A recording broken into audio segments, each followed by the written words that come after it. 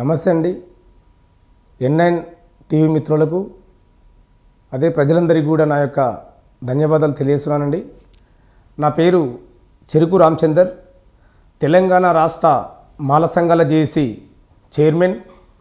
మరి ఈరోజు తెలంగాణ రాష్ట్రంలో మాల మాదిగల మధ్యలో వేడివేడిగా ఉన్నటువంటి సందర్భం ఏదైతే ఉందో మరి అది చూస్తుంటే మరి మా యొక్క సోదరులను ఎస్సీ వర్గీకరణకు అనుకూలంగా సుప్రీంకోర్టు గైడ్లైన్స్ సూచనలు చేసిందని, మరి ఏదైతే సుప్రీంకోర్టు ఇచ్చినటువంటి గైడ్లైన్స్ సూచనలు ఉన్నాయో వాటిని అమలు పరచాలని చెప్పేసి మా సోదరులు మిత్రులు మరి మందకృష్ణ గారు మరి ప్రభుత్వం మీద ఒత్తిడి తీసుకొస్తున్నటువంటి సందర్భం కానీ, మరి మందకృష్ణ గారికి మిగతా వర్గాల నుంచి బీసీ గౌడ్స్ యాదవ్స్ వర్గాల నుంచి కూడా మరి మేము మద్దతు ఇస్తున్నాము మందకృష్ణ గారికి.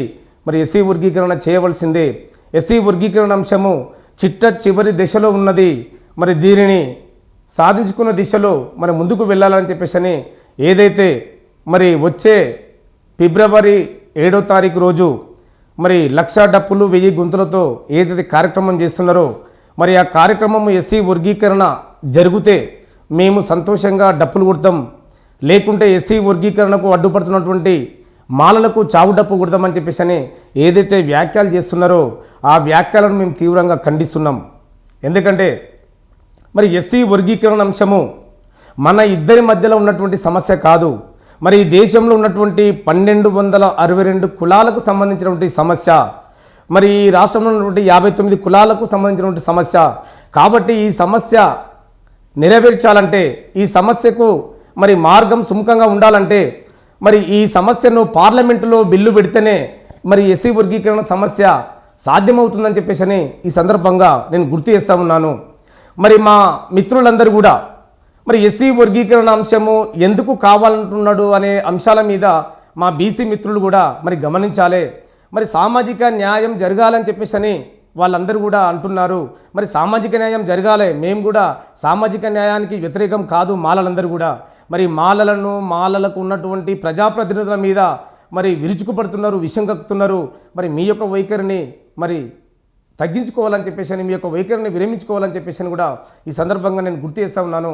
మరి ఎస్సీ వర్గీకరణ అంశము మరి గతంలో ఎప్పుడైతే చంద్రబాబు నాయుడు ఎస్సీ వర్గీకరణ అంశాన్ని తీసుకొచ్చారో, ఎస్సీ వర్గీకరణ జరగాలని చెప్పేసి 1996లో రామచంద్రరాజు కమిషన్ను ఏర్పాటు చేయడం జరిగింది.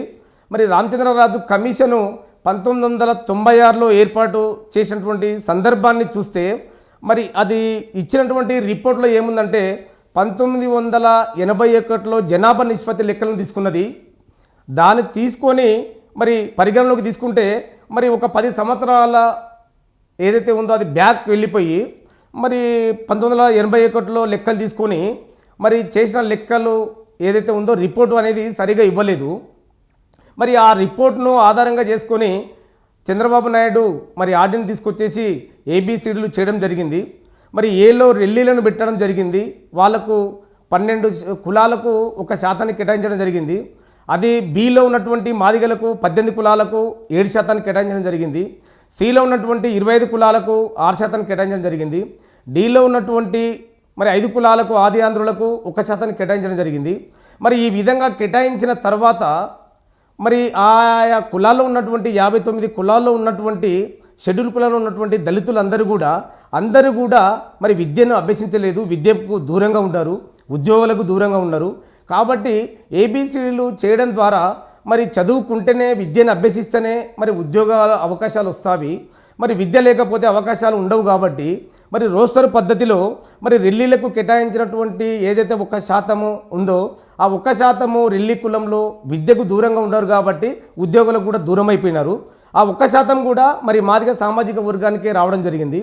దాంతోపాటు డీలో ఉన్నటువంటి ఆది ఆంధ్రులకు 1% కేటాయించారు. ఆ 1% కూడా తిరిగి రోస్టర్ పద్ధతిలో మళ్ళీ రెల్లీలకు వచ్చింది. రెల్లి నుంచి మళ్ళీ బీకి మాదిగలకు వచ్చింది. మరి మాదిగలో ఉన్నటువంటి 18 కులాలు ఏవైతే ఉన్నాయో మరి 17 ఉపకులాలకు న్యాయం జరగలేదని మా యొక్క డిమాండు వాదన.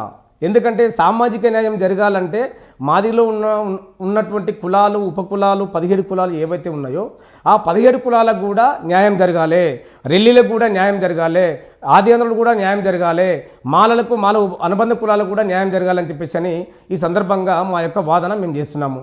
మరి దానికి వ్యతిరేకంగా, మరి రాజ్యాంగానికి వ్యతిరేకంగా, ఆర్టికల్ 341కు వ్యతిరేకంగా, పార్లమెంటుకు వ్యతిరేకంగా మళ్ళీ ఎస్సీ వర్గీకరణ చేయాలని చెప్పేసి అని కృష్ణమాదిగ గారు అంటున్నారు. ఇది సమంజసం కాదు. ఎస్సీ వర్గీకరణ అంశము అధర్మమైనది, న్యాయపరమైనటువంటి అంశం కాదు, అన్యాయమైనటువంటిది. కాబట్టి ఇది చట్టానికి విరుద్ధము, పార్లమెంటుకు విరుద్ధము, రాజ్యాంగానికి విరుద్ధం. కాబట్టి మేము దీన్ని తీవ్రంగా ఖండిస్తున్నాం. ఎందుకు విరుద్ధం అని చెప్పేశారంటే, ఏదైతే ఈ దేశంలో ఉన్నటువంటి 1262 కులాలకు, ఈ రాష్ట్రంలో ఉన్నటువంటి 59 కులాలకు, వీళ్ళందరినీ కూడా డాక్టర్ బాబాసాహెబ్ అంబేద్కర్ గారు వీళ్లకు హక్కులు కల్పించి, రిజర్వేషన్లను కల్పించి మరి ఒక షెడ్యూల్ క్యాస్ట్లో పొందుపరచడం జరిగింది. ఈ షెడ్యూల్ క్యాస్ట్లో పొందుపరచబడ్డటువంటి కులాలను విభజించే హక్కు ఎవరికి లేదు, ఏ రాష్ట్ర ప్రభుత్వానికి లేదని చెప్పేసి అని మరి ఆ రోజు డాక్టర్ బాబాసాహెబ్ అంబేద్కర్ గారు మరి చట్టబద్ధత కల్పించారు. ఒకవేళ ఈ కులాల్లో ఎవరైనా డెవలప్ అయితే ఆ కులాన్ని, ఒక కులాన్ని తీసివేయడానికి కానీ, ఒక కులాన్ని చేర్చడానికి కానీ మాత్రమే 341 ఆర్టికల్ సహకరిస్తుంది. ప్లస్ అది కూడా ప్రెసిడెన్షియల్ ఆర్డర్ ప్రకారంగానే తీసివేయాలి. మరి ఈ విషయం ద్వారా మరి అందరికీ తెలియదా? ఈరోజు బీసీ వాళ్లకు 340 ఆర్టికల్ ప్రకారంగా 27% రిజర్వేషన్లు కల్పించారు. ఈరోజు ఎస్టీ వాళ్లకు 6% రిజర్వేషన్ కల్పించారు. మరి ఈరోజు ఎస్సీ వాళ్లకు 15% రిజర్వేషన్ కల్పించారు. ఈరోజు జనాభా దమాషా ప్రకారంగా మరి బీసీ వాళ్ళు కానివ్వండి, ఎస్సీ వాళ్ళు కానివ్వండి, ఎస్టీ వాళ్ళు కానివ్వండి, వారి యొక్క జనాభా నిష్పత్తి ప్రకారంగా మరి రిజర్వేషన్ల శాతాన్ని పెంచాలి కదా. మరి ఒక్కరోజు కూడా మందకృష్ణ గారు మరి ఎస్సీ రిజర్వేషన్లను పెంచాలా అని అడిగిన దాఖలు లేవు. అదే బీసీ కులాల వాళ్ళు, మరి ఇప్పుడున్నటువంటి బీసీ కులాలు ఈ రాష్ట్రంలో 52% ఉన్నారు. మరి 52% మాకు పెంచాలే రిజర్వేషన్ శాతాన్ని అని చెప్పేసి మరి అడిగిన దాఖలు లేవు. మరి ఈరోజు ఎస్సీలో వెనుకబడ్డ వాళ్లకు రిజర్వేషన్ ఫలితాలు పొందిన వాళ్లకు మరి గతంలో రామచంద్రరాజు కమిషన్ వేసినప్పుడు దాని రిపోర్టు ఆధారంగా ఈ వర్గీకరణ ఏబిసిడి చేస్తే దాని మీద ఉషామీరా కమిషన్ వేశారు. మళ్ళీ ఏదైతే ఏబిసిడిలో వర్గీకరణ చేసిన తర్వాత మరి హైకోర్టుకు వెళ్ళడం జరిగింది మాల సామాజిక వర్గం. దాని తర్వాత అక్కడ కొట్టేసిన తర్వాత మళ్ళీ అదే దాని మీద అప్పీల్ మళ్ళీ సుప్రీంకోర్టు వెళ్ళడం జరిగింది. మరి సుప్రీంకోర్టులో కూడా వెళ్ళిన తర్వాత అక్కడ సుప్రీంకోర్టుకు ఏదైతే జాతీయ ఎస్సీ కమిషన్ ఉంది, మరి జాతీయ ఎస్సీ కమిషన్ ద్వారా రిపోర్ట్ తీసుకోవాలి. షెడ్యూల్ క్యాస్ట్లో వెనుకబడ్డ వాళ్ళు ఎంతమంది, అభివృద్ధి చెందిన వాళ్ళు ఎంతమంది, మరి వీళ్ళ యొక్క స్థితిగతులు ఏ విధంగా ఉండవి, వీళ్ళకు కల్పించబడ్డవి విద్యాపరమైనటువంటిది, ఉద్యోగపరమైనటువంటిది, విధానంలో మార్పులు ఏ విధంగా రావాలి, వీళ్ళ స్థితిగతులు మార్పులు ఏ విధంగా రావాలి, వీళ్ళ జీవనశైలిలో మార్పులు ఏ విధంగా రావాలనే అంశాల మీద మరి జాతీయ ఎస్సీ కమిషన్ రిపోర్ట్ తీసుకోవాల్సిన బాధ్యత రాష్ట్రాల మీద ఉన్నది, మరి సుప్రీంకోర్టు మీద కూడా ఉన్నది. కాబట్టి మరి ఉషామీరా కమిషను మళ్ళా రిపోర్టు కావాలని చెప్పేసి ఉషామీరా కమిషన్ను నియమిస్తే ఉషామీరా కమిషన్ రిపోర్ట్ ఏం చెప్పిందంటే మరి షెడ్యూల్ క్యాస్ట్ను విభజించే హక్కు రాష్ట్రాలకు లేదు, మరి సుప్రీంకోర్టు కూడా లేదు. కాబట్టి వెనుకబడ్డ కులాలు ఏవైతే ఉన్నాయో వాటిని గుర్తించి ఆ కులాల అభివృద్ధి కోసము, అభ్యున్నతి కోసము, మరి వారి యొక్క డెవలప్మెంట్ కోసము కేంద్ర రాష్ట్ర ప్రభుత్వాలు అనేది పాటుపడాలి. వాళ్లకు ప్రత్యేకమైనటువంటి బడ్జెట్ని కేటాయించాలి, ప్రత్యేకమైన రిజర్వేషన్లు కేటాయించాలి, దాని ద్వారా అభివృద్ధి పథంలో తీసుకెళ్లాలని చెప్పేసి మరి ఉషామీరా కమిషన్ రిపోర్ట్ ఇచ్చింది. దాంతోపాటు జాతీయ ఎస్సీ కమిషన్ కూడా మరి వీళ్ళను విభజించే హక్కు ఎవరికి లేదు, మరి ఆర్టికల్ 341కు విరుద్ధంగా ఉన్నది, మరి పార్లమెంటుకు విరుద్ధంగా ఉన్నది. కాబట్టి మరి ఇది చేయాలనుకుంటే కన్నా పార్లమెంటులో బిల్లు పెట్టేసి మరి అక్కడ 2/3 మెజార్టీ అనేది మరి ఒప్పందం ద్వారా అన్ని రాష్ట్రాల్లో ఉన్నటువంటి ఎంపీలందరూ కూడా ఒప్పందం ద్వారా మరి మెజార్టీ అనేది 2/3 మెజార్టీ వస్తే అక్కడ మరి మన రాష్ట్రపతి గారు మరి రాజముద్ర వేసి అక్కడ నుంచి ఆర్డినెన్స్ అనేది జారీ చేస్తారు. అప్పుడు మాత్రమే రాష్ట్రాలు చేసుకునే అవకాశాలు ఉంటాయని చెప్పేసి చెప్పడం జరిగింది. మరి 2004లో సుప్రీంకోర్టు మరి ఎస్సీ వర్గీకరణ చెల్లదని చెప్పేసి కొట్టివేయడం జరిగింది. దాని తర్వాత మరి మందకృష్ణ గారు ఏం చేయాలి, దాని మీద మరి క్యాష్ పిటిషన్ వేసేసి మళ్ళీ పై కోర్టుకు వెళ్ళాలి. 5 మంది నుంచి మళ్ళీ 7 మంది బెంచ్కి వెళ్ళవలసిన బాధ్యత ఆయన మీద ఉన్నది. మరి ఆయన పోలేదు. తర్వాత ఏం చెప్పింది, ఇది ఎవరికి కూడా చేయడానికి వీలు లేదు, ఓన్లీ పార్లమెంటుకే సాధ్యమవుతుంది, పార్లమెంటులో బిల్లు పెట్టాలని చెప్పేసి అన్నది. మరి ఈరోజు ఇప్పుడు ఎస్సీ వర్గీకరణ కావాలనుకునే వాళ్ళు, ఎస్సీ వర్గీకరణకు సపోర్ట్ చేసే వాళ్ళందరూ కూడా ఒక్కసారి ఆలోచించాలి. మీరందరూ కూడా మేధావులు, మహామేధావులు, మేము కాదనట్లేదు. కాబట్టి మీ యొక్క మేధస్సును, మీ యొక్క మేధావితనాన్ని మరి ఎన్నో తరాలకు ఉపయోగపడే విధంగా మీరు సహకరించాలి. మరి ఈరోజు ఏదైతే దళితుల మధ్యలో విచ్ఛిన్నం తీసుకొచ్చేసి దళితులను రాజ్యాధికారానికి దూరం చేయడానికి చేస్తున్న కుట్రలో భాగం అని చెప్పేసి ఈరోజు అన్ని రాజకీయ పార్టీలు సపోర్ట్ చేస్తున్నవి, అన్ని వర్గాల ప్రజలు మాకు సపోర్ట్ చేస్తున్నవి అంటున్నటువంటి మరి మాదిగ సోదరులకు నా యొక్క విన్నపము, నీవు చేసిన పోరాటము అన్యాయమైనది, రాజ్యాంగానికి విరుద్ధము, చట్టానికి విరుద్ధము, పార్లమెంటుకు విరుద్ధము, అధర్మమైనటువంటిది నీవు చేసినటువంటి పోరాటము. కాబట్టే న్యాయబద్ధమైనటువంటిది కాదు. కాబట్టే మరి ఇన్ని సంవత్సరాలు 30 సంవత్సరాల కాలం పట్టినది. ఈ విషయాన్ని మీరందరూ కూడా గమనించాలి, మీరందరూ కూడా ఒక్కసారి ఆత్మవిమర్శ చేసుకోవాలని చెప్పేసి కూడా ఈ సందర్భంగా నేను కోరుతా ఉన్నాను. ఎందుకంటే న్యాయబద్ధమైనటువంటి డిమాండ్ అయితే గాన అది ఎప్పుడో జరిగిపోయేది. న్యాయబద్ధమైన డిమాండ్ కాదు కాబట్టే ఇన్ని రోజులు ప్రొలాంగ్ చేసినది.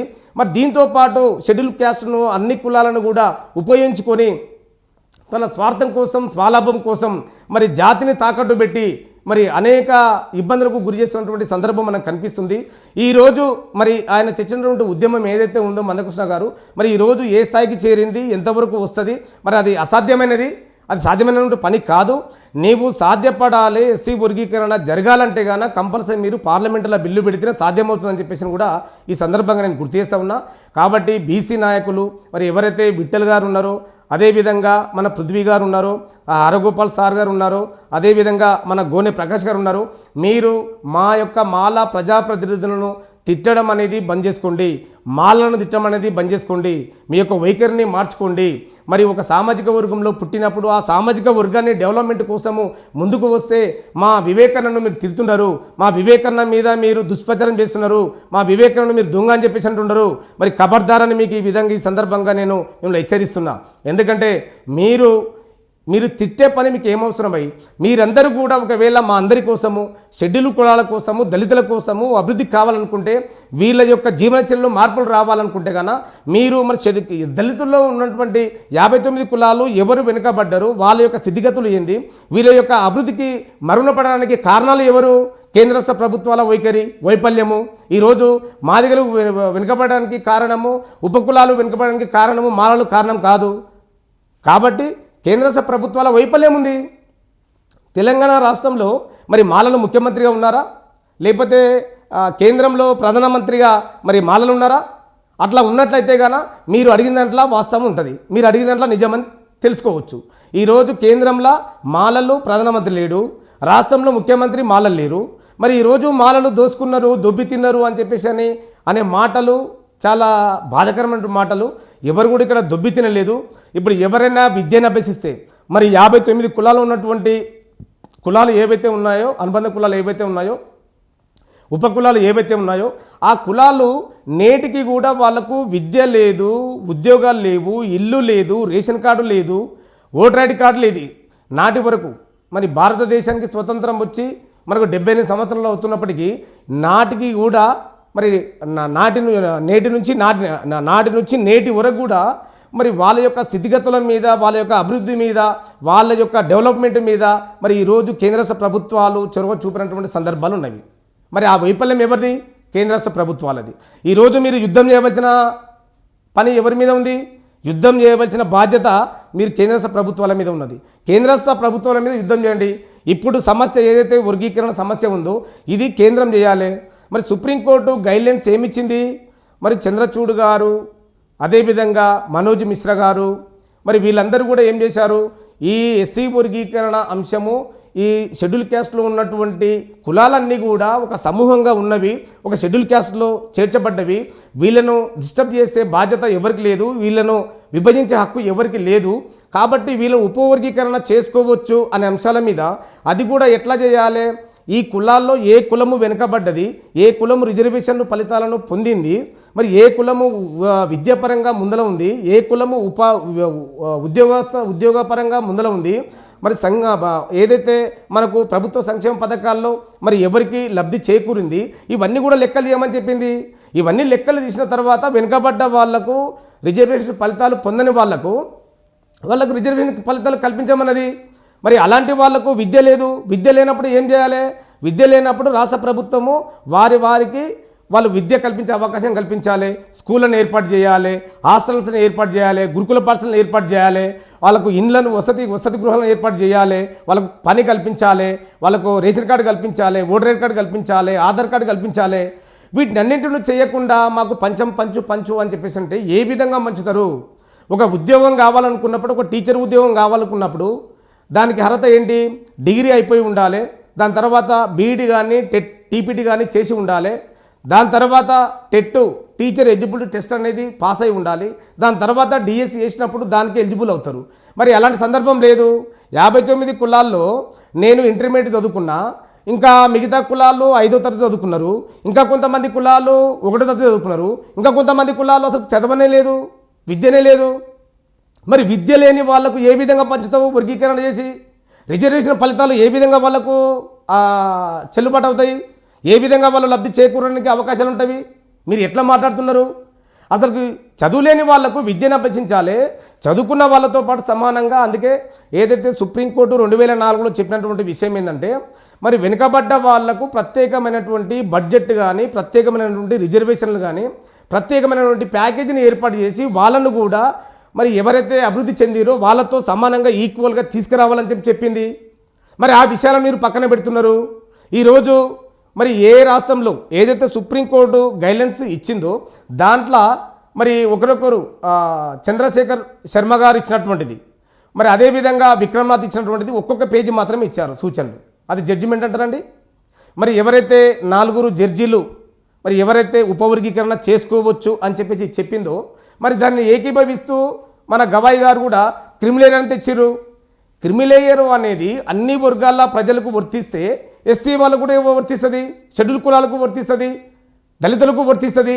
ఎవరికి వర్తించనేటువంటి క్రిమిలేయరు దళితులకు ఏ విధంగా వర్తిస్తుందని చెప్పేసి సందర్భంగా నేను అడుగుతా ఉన్నాను. మరి ఈ విషయం మీకు తెలియదా? అంటే కేంద్ర ప్రభుత్వం చేస్తున్నటువంటి కుట్రలేంటి?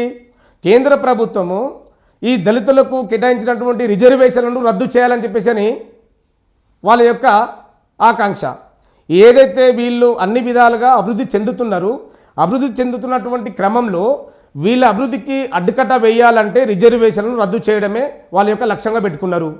మరి దాంతోపాటు రిజర్వేషన్లను పెంచాలని చెప్పేసి ఒకనాడు అడగలేదు. 15% ఉన్నటువంటి రిజర్వేషన్లను 20% వరకు పెంచాలని అడగలేదు. ప్రైవేటు రంగాల్లో రిజర్వేషన్లు మాకు అమలు చేయాలని అడగలేదు. అవి అడగకుండా మాకు ఉన్నటువంటి రిజర్వేషన్ 15% రిజర్వేషన్ను 5, 6, 7% రిజర్వేషన్ అమలు చేస్తున్నారు, మిగతాది అసలు అమలు చేయట్లేదు. దాని గురించి అడగట్లేదు. ప్రభుత్వ సంస్థలన్నీ కూడా ప్రైవేటీకరణ చేస్తున్నారు. రైల్వే కానీ, ఎల్ఐసి కానీ, ఎయిర్లైన్ కానీ, మరి ఇలాంటి సంస్థలను కూడా ప్రభుత్వ సంస్థలు ప్రైవేటీకరణ చేస్తున్నారు. ప్రభుత్వ సంస్థలు ప్రైవేటీకరణ చేసిన తర్వాత నీకు ఉన్నటువంటి ఉద్యోగాలు మొత్తం ప్రైవేటీకరణ అయిపోయినాయి. మరి ప్రైవేటు సంస్థల్లో నీకు రిజర్వేషన్ కల్పించట్లేదు. మరి దాని గురించి అడగవు. మాలలు ఎక్కడ దూపి తిన్నారు?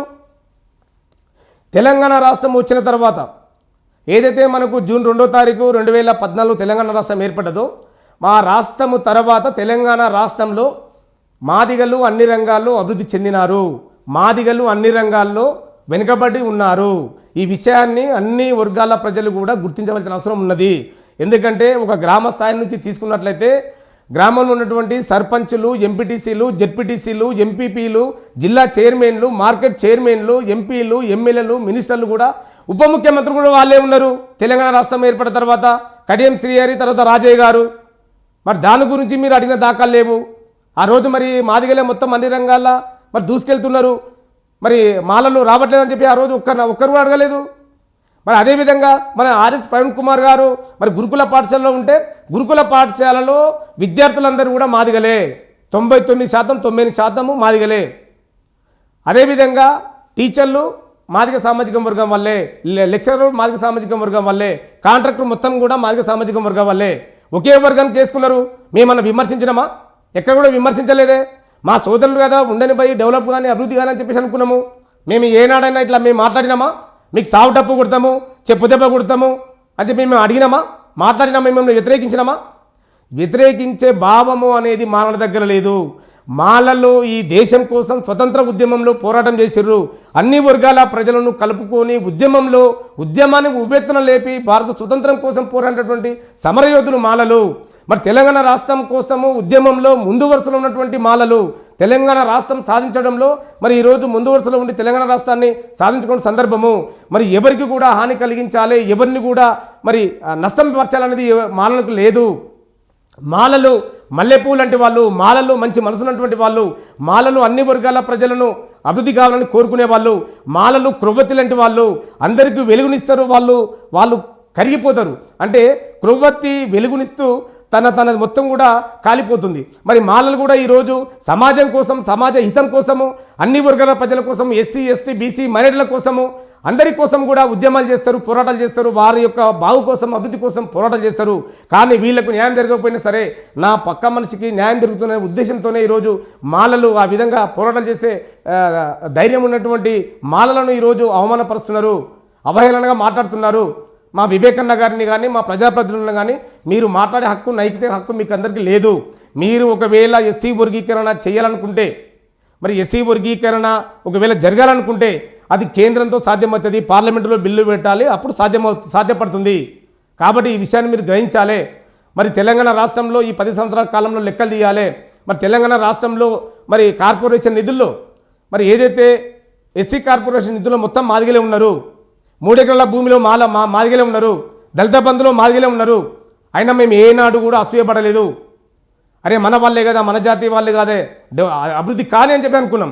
కానీ ఈరోజు దొబ్బితిన్నది మీరు, దుబ్బుకపోయింది మీరు. ఉపకులాలకు రాకుండా మీకు ఏదైతే ఎస్సీ వర్గీకరణ జరిగిందో గతంలో 22,000 ఉద్యోగాలు వచ్చినాయి. 22,000 ఉద్యోగాల్లో మీ ఉపకులాలకు ఎన్ని ఉద్యోగాలు వచ్చినాయి ఒకసారి లెక్కలు తీసి చెప్పండి. మా దగ్గర లెక్కలు ఉన్నాయి. 22,000 ఉద్యోగాలు మాదిగ ఉపకులాలకు సంబంధించినవి మీరు దొబ్బితిని ఈరోజు మాలలు దొబ్బితిన్నారని చెప్పేసి అంటున్నారు. ఇది ఎక్కడి న్యాయం అండి? ఇదేమన్నా సమంజసం అవుతుందా మీకు? కాబట్టి ఈరోజు ఉపకులాలు కూడా మాదిగల పక్షాన లేరు. ఉపకులాలకు కూడా అన్యాయం జరిగింది. ఉపకులాలు వెనుకబడి ఉన్నాయి. వాళ్ళ యొక్క జనాభా నిష్పత్తి ప్రకారంగా వాళ్ళ యొక్క డాటాను తీయవలసిన బాధ్యత ఉంది. వెనుకబడ్డ వాళ్లకు ప్రత్యేకమైన బడ్జెట్ను, ప్రత్యేకమైన ప్యాకేజీని, ప్రత్యేకమైన రిజర్వేషన్లు కేటాయించి అభివృద్ధి చేసే దిశలో మరి ముందుకు రావాలి రాష్ట్ర ప్రభుత్వం కానీ కేంద్ర ప్రభుత్వం కానీ. ఈరోజు దళితులు వెనుకబడ్డారంటే దానికి కారణం ఎవరు? మాలలు కాదే, రాష్ట్ర ప్రభుత్వం లేకపోతే కేంద్ర ప్రభుత్వము. మరి ఈ విషయాన్ని మీరు గమనించాలి కదా. గమనించకుండా నోటికి వచ్చింది మాట్లాడితే కాదు కదా. ఈ నోటి ద్వారానే మంచి వస్తుంది, చెడు వస్తుంది. అందుకే మనము మేధావులము అనుకునే వాళ్ళందరూ కూడా ఒకసారి ఈ మాట మాట్లాడితే దీనికి ఎన్ని అర్థాలు వస్తాయి, ఎన్ని నానార్థాలు వస్తాయి, ఎన్ని వ్యతిరేక పదాలు వస్తాయి, ఈ మాట మాట్లాడితే ఎంతమందికి ఉపయోగపడుతుంది, మన మేధావి మన మేధస్సు అనేది ఎంతమందికి ఉపయోగపడుతుందని ఒకసారి మీరు గమనించాలి, ఆలోచించాలి. మీరు సుప్రీంకోర్టు గైడ్లైన్స్ జడ్జిమెంట్ అంటున్నారు. అది జడ్జిమెంట్ కాదని మేము అంటున్నాము. సుప్రీంకోర్టు ఇచ్చినటువంటి గైడ్లైన్స్ సూచనలు అది చదవండి. మీరు ఒకసారి సుప్రీంకోర్టు ఏం చెప్పిందో చదవండి. మీరు చేసుకోవచ్చు అన్నది కాళ్ళకు బంధం వేసింది ఉరకకుండా. మరి ఆ సమస్య ఎక్కడ ఉంది? కేంద్రంలో ఉంది, పార్లమెంటులో ఉంది. మీరు పెట్టవలసినది ఎక్కడ? మోడీ గారి దగ్గర, అమిత్ షా గారి దగ్గర పార్లమెంటులో బిల్లు తీసుకురావాలి. అప్పుడు అన్ని రాష్ట్రాలకు ఈ ఎస్సీ వర్గీకరణ అంశము తెలంగాణ ఆంధ్రకు సంబంధించిందా? కాదు కదా. ఈ ఎస్సీ వర్గీకరణ అంశం అనేది ఈ దేశంలో ఉన్నటువంటి 29 రాష్ట్రాలకు సంబంధించిన సమస్య. ఈ సమస్య నుంచి బయటపడాలంటే కేంద్రం దగ్గర మనము బిల్లు పెట్టేయాలి పార్లమెంటులో. ఆ దిశగా మీరు పయనించలే. కానీ ఈరోజు దుబ్బి తిన్నారని చెప్పేసి అని వివిధ పదాజాలంతో, అసభ్యకరమైన పదాజాలంతో మాట్లాడుతున్న వాళ్ళకందరికీ కూడా నా యొక్క విన్నపము, హెచ్చరిక. మనమందరం కూడా ఒకే గొడు కిందికి చెందిన వాళ్ళము. ఈరోజు జ్యోతిబా పూలే గారు, సావిత్రిబాయి పూలే గారు, సాహు మహారాజు గారు, డాక్టర్ బాబాసాహెబ్ అంబేద్కర్ గారు, కాన్సీరామ్ గారి అడుగుజాడల్లో నడవలసిన మనమందరము ఈరోజు మనమందరము ఈ విధంగా డిస్కస్ చేసుకొని ఒకరిని ఒకరు విమర్శ చేస్తుంటే మరి మిగతా జనాలందరూ కూడా మనం చూసి నవ్వుకుంటారు.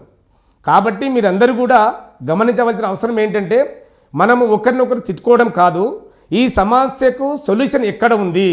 ఈ సమస్యకు సొల్యూషన్ కేంద్రంలో ఉంది. పార్లమెంటులో బిల్లు పెట్టాలి, చట్టం తీసుకురావాలి, ఆర్డినెన్స్ తీసుకొస్తే అప్పుడు దీనికి చట్టబద్ధత ఉంటుంది. మీరు ముఖ్యమంత్రి మీద ఒత్తిడి తీసుకొచ్చిన మరి తెలంగాణ రాష్ట్రంలో కాంగ్రెస్ ప్రభుత్వం ఉందని చెప్పేసి అని తెలంగాణ రాష్ట్రంలో ముఖ్యమంత్రి గారి మీద ఒత్తిడి తీసుకొస్తున్నారు. మరి ఉత్తరప్రదేశ్లో ఎందుకు ఇస్తలేరు? మధ్యప్రదేశ్లో ఎందుకు ఇస్తలేరు? హర్యానాలో ఎందుకు ఇస్తలేరు? అంటే మిగతా రాష్ట్రాలలో ఉన్నటువంటి సమస్య కదా ఈ సమస్య, ఒక తెలంగాణ రాష్ట్రంలో సమస్య కాదు కదా. మరి ముఖ్యమంత్రి మీద ఒత్తిడి తీసుకొచ్చి ప్రభావాలకు గురి చేసి, ఇబ్బందులకు గురి చేసి మరి ఒత్తిడి తీసుకొస్తే చేస్తామని చెప్పంటే గతంలో ఏం జరిగింది? చంద్రబాబు నాయుడు చేసినప్పుడు ఏం జరిగింది? సుప్రీంకోర్టు కొట్టేసింది. ఇప్పుడు కూడా వాళ్ళు ఏం చెప్పారు? జడ్జీలందరూ కూడా మీ దగ్గర కాకపోతే మళ్ళీ మా దగ్గర రమ్మని చెప్పారు. ఇక్కడ తప్పు చేశారనుకో, తప్పిదం జరిగితే మళ్ళీ సుప్రీంకోర్టుకి వెళ్తే మళ్ళీ కొట్టేస్తారు. ఈ సమస్య అనేది వాళ్ళకు కూడా ఏంది, కేంద్ర ప్రభుత్వం ఆలోచిస్తున్నటువంటి ఈ సమస్య ఏంటంటే, ఈ సమస్య అనేది వీళ్ళ మధ్యలో నిరంతరం కొనసాగాలి, వీళ్ళు రాజధికారానికి దూరం ఉండాలి. మరి ఈరోజు ఈడబ్ల్యూఎస్ వాళ్లకు 10% రిజర్వేషన్ పెంచారు. వాళ్ళు ఏ రోజైనా ఉద్యమాలు చేశారా? ఏ రోజైనా ప్రెస్ మీట్ పెట్టారా? ఏ రోజైనా కానీ బహిరంగ సభలు పెట్టారా? ఏ రోజైనా రాస్తారోకోలు చేశారా? అడగకుండానే ఈడబ్ల్యూఎస్ వాళ్ళకు 10% రిజర్వేషన్ పెంచారు. ఈడబ్ల్యూఎస్లో ఉన్నటువంటి పేదలు ఎంతమంది? ఎంత శాతము? 2%, 3%.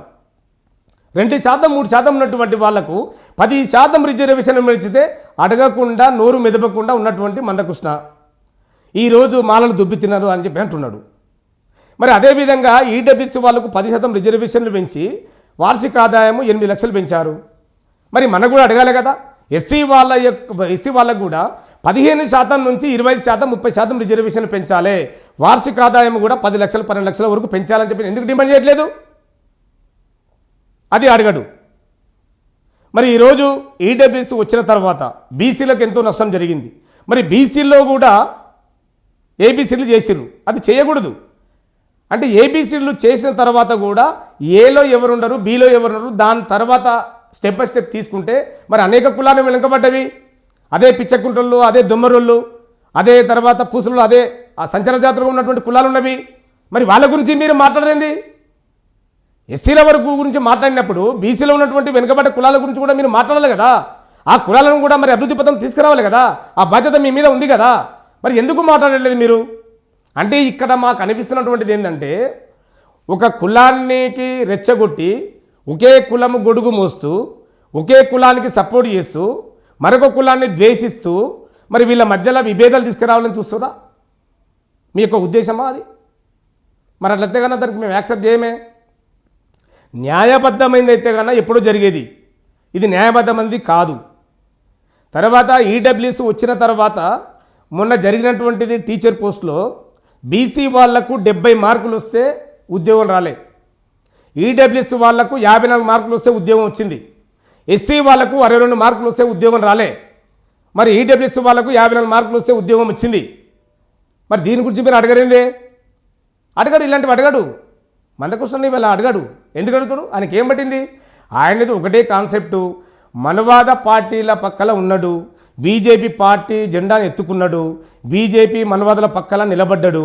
ఆయన యొక్క స్వార్థం కోసం, స్వాలాభం కోసము ఈ జాతి మొత్తం 59 కులాల యొక్క జాతికి ఉన్నటువంటి రిజర్వేషన్లను, హక్కులను మళ్ళీ కాలరాలని చెప్పేసి అనుకుంటానని మేము నమ్ముతున్నాం. ఎందుకంటే నీవు అడుగుతలేవు కాబట్టి మేము అదే అనుకుంటాం.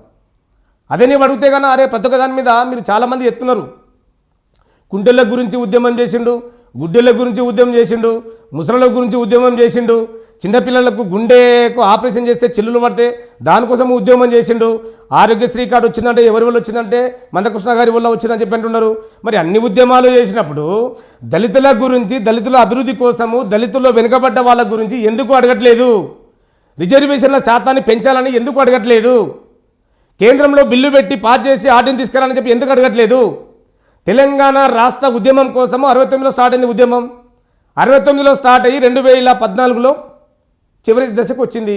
2014లో రాష్ట్రం ఏర్పడ్డది. ఎట్లా ఏర్పడ్డది? ఉద్యమం చేస్తే ఏర్పడ్డదా?